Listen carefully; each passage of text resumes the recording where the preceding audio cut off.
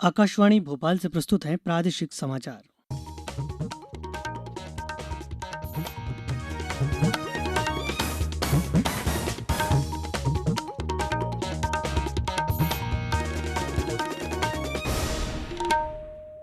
नमस्कार, समाचारों के साथ मैं रत्नेश सोनी। पहले कपिल।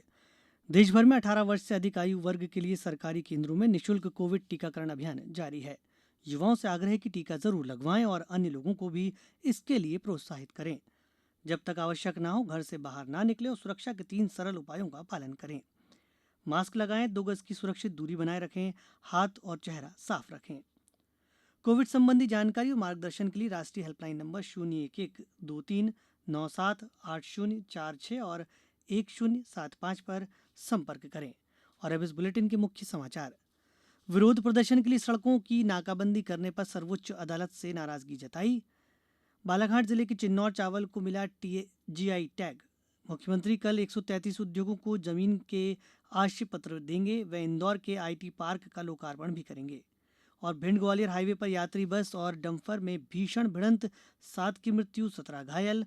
मृतक के परिजनों को 4-4 लाख रुपए की दी जाएगी मदद। अब समाचार विस्तार से। उच्चतम न्यायालय ने किसानों के विरोध प्रदर्शन के सिलसिले में राजमार्गों की लंबे समय से नाकाबंदी पर नाराजगी व्यक्त की है। न्यायमूर्ति संजय किशन कौल और न्यायमूर्ति एम सुंदरेश की पीठ ने कहा कि मार्गों को बाधा रहित करने से संबंधित कानून लागू करना सरकार की जिम्मेदारी है। उच्चतम न्यायालय में दिल्ली की सीमा पर नाकेबंदी हटाने से संबंधित याचिकाओं की सुनवाई हो रही थी। न्यायालय ने कहा है कि समस्याओं का निदान न्यायिक मंच, आंदोलन या संसदीय बहस के माध्यम से किया जा सकता है। उच्चतम न्यायालय ने केंद्र को दिल्ली और उत्तर प्रदेश सीमा पर सड़कों की नाकाबंदी खोलने के बारे में किसान संघों को पक्ष बनाने के लिए औपचारिक आवेदन दाखिल करने की अनुमति दे दी। अदालत में नोएडा निवासी याचिकाकर्ता की याचिका पर सुनवाई हो रही थी। प्रधानमंत्री नरेंद्र मोदी ने आज स्वच्छ भारत मिशन शहरी तथा शहरों में बदलाव के लिए अटल मिशन अमृत के दूसरे चरण का शुभारंभ किया। इन अभियानों का उद्देश्य सभी शहरों को कचरा मुक्त बनाना और सुरक्षित जल आपूर्ति की व्यवस्था करना है। इन दोनों मिशन के अंतर्गत सभी शहरों को कचरे से मुक्त और जलापूर्ति सुनिश्चित करना है। ये मिशन तेजी से हो रहे शहरीकरण की चुनौतियों से निपटने की दिशा में सार्थक प्रयास हैं। इनसे सतत विकास लक्ष्य 2030 के तहत निर्धारित लक्ष्यों को प्राप्त करने में भी मदद मिलेगी। गृह मंत्री अमित शाह ने राज्य आपदा राहत कोष के केंद्रीय हिस्से की दूसरी किश्त केंद्र सरकार द्वारा जारी करने की मंजूरी दे दी है। इस कदम से राज्य सरकारों के आपदा राहत कोष में पर्याप्त धन होगा, जिससे उन्हें कोविड के कारण जान गंवाने वालों के परिजनों को अनुग्रह राशि देने में मदद मिलेगी। श्री शाह ने 23 राज्यों को एसडीआरएफ के केंद्रीय हिस्से की दूसरी किश्त 7,274 करोड़ 40 लाख रुपए अग्रिम रूप से जारी करने की मंजूरी दी है। 5 राज्यों के पहले ही 1,599 करोड़ 20 लाख रुपए की दूसरी किश्त अग्रिम रूप से प्रदान की जा चुकी है। अब वित्तीय वर्ष 2021-22 में राज्य सरकारों के एसडीआरएफ में उनके हिस्से सहित 23,186 करोड़ 40 लाख रुपए की राशि होगी। यह राशि एसडीआरएफ में उन्हें उपलब्ध प्रारंभिक शेष राशि के अलावा होगी। बालाघाट जिले की चिन्नौर चावल को जीआई टैग मिल गया है। हमारे बालाघाट संवाददाता ने बताया कि प्रदेश की कृषि क्षेत्र की पहली जिन्स है जिसे जीआई टैग मिला है। अन्य चावलों की तुलना में बाजार में अधिक कीमत पर बिकने वाले चिन्नौर सुगंधित चावल की न सिर्फ बालाघाट जिले में बल्कि समूचे देश में मांग रहती है। चिन्नौर का चावल सुपाच्य होने के कारण ज्यादा रुचि के साथ खाया जाता है। जिले में लगभग 2700 किसानों द्वारा 1,525 हेक्टेयर में चिन्नौर धान की पारंपरिक रूप से खेती कर अनुमानित 1,980 टन धान का उत्पादन लिया जा रहा है। राज्य सरकार द्वारा भी एक जिला एक उत्पाद के अंतर्गत बालाघाट जिले से चिन्नौर धान को चुना गया है। अब समाचारों में वक्त एक छोटे से ब्रेक का। कोविड-19 से बचाव और सुरक्षित रहने के 3 उपाय। मास्क लगाएं, 2 गज दूरी है जरूरी, सुरक्षित दूरी रखें, हाथ और मुंह साफ रखें। मुख्यमंत्री शिवराज सिंह चौहान कल जन कल्याण और स्वराज अभियान में नीमच जिले के जावद से सूक्ष्म लघु मध्यम और औद्योगिक नीति तथा निवेश विभाग से 133 उद्योगों को प्रदेश के विभिन्न औद्योगिक क्षेत्रों में औद्योगिक भूखंडों का वर्चुअल माध्यम से आश्रय प्रदान करेंगे। मुख्यमंत्री श्री चौहान जावद से 7 औद्योगिक क्षेत्रों में अधोसंरचना विकास कार्यों का भूमि पूजन एवं इंदौर के अतुल्य आईटी पार्क का लोकार्पण भी करेंगे।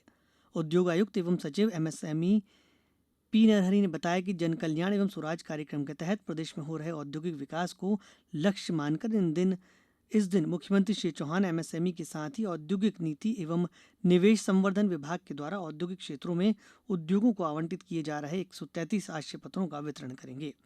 उन्होंने बताया कि कार्यक्रम में जावत से इंदौर, भोपाल, जबलपुर और ग्वालियर के एमपीआईडीसी कार्यालय भी वर्चुअली जुड़ेंगे।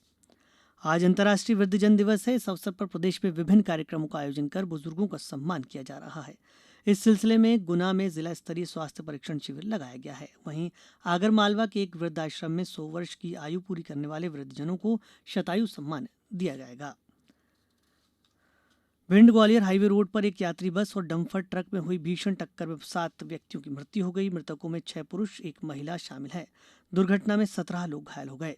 हमारे भिंड संवाददाता ने खबर दी है कि घायलों में से 4 की हालत गंभीर है। दुर्घटना आज सुबह करीब 7 बजे गोहद चौराहा थाना क्षेत्र डांग के पास हरगोविंदपुरा गांव के पास हुई।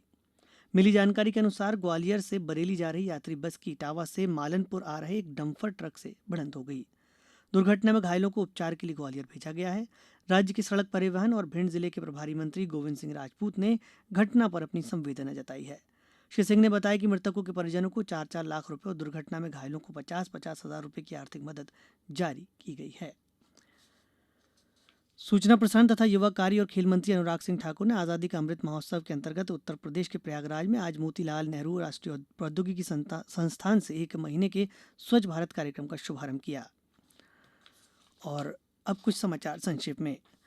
प्रधानमंत्री नरेंद्र मोदी ने नई दिल्ली में स्वच्छ भारत मिशन और अटल मिशन अमृत के दूसरे चरण का शुभारंभ किया। सूचना और प्रसारण मंत्री अनुराग सिंह ठाकुर आजादी के अमृत महोत्सव के हिस्से के रूप में प्रयागराज से महीने भर चलने वाले स्वच्छ भारत कार्यक्रम का शुभारंभ किया। राष्ट्रपति रामनाथ कोविंद का आज जन्मदिवस है। प्रधानमंत्री और राष्ट्रपति और उपराष्ट्रपति सहित तमाम नेताओं ने उन्हें शुभकामनाएं दी हैं। निवाड़ी विधानसभा क्षेत्र पृथ्वीपुर उपनिर्वाचन के लिए अभ्यर्थियों से नाम निर्देशन पत्र लिए जाने की प्रक्रिया आज से शुरू हो गई है। टीकमगढ़ जिले के पृथ्वीपुर उपचुनाव में नामांकन दाखिल करने के दौरान जुलूस की अनुमति नहीं होगी। नाम निर्देशन पत्र जमा होने की प्रक्रिया आज से शुरू हो गई है। शिवपुरी में अंतर्राष्ट्रीय वृद्धजन दिवस के अवसर पर जिला स्तर पर वृद्धजन सम्मान समारोह का आयोजन किया गया। समारोह में 200 वृद्धजनों का सम्मान किया गया। अंतर बैंकिंग विदेशी मुद्रा बाजार में $1 की तुलना में रुपया आज 9 पैसे मजबूत होकर 74 रुपये 13 पैसे पर बंद हुआ। केंद्र ने अब तक राज्यों और केंद्र शासित प्रदेशों को 87 करोड़ 85 लाख से अधिक निःशुल्क कोविड रोधी टीके उपलब्ध कराए हैं। सरकार ने चालू वित्त वर्ष की तीसरी तिमाही के लिए लोक भविष्य निधि पीपीएफ और अन्य लघु बचत योजनाओं की ब्याज दरों में कोई परिवर्तन नहीं किया है। केंद्र सरकार ने मोटर वाहन अधिनियम और केंद्रीय मोटर वाहन नियमों से संबंधित दस्तावेजों की वैधता 31 अक्टूबर तक बढ़ा दी है। अंत में मुख्य समाचार एक बार फिर।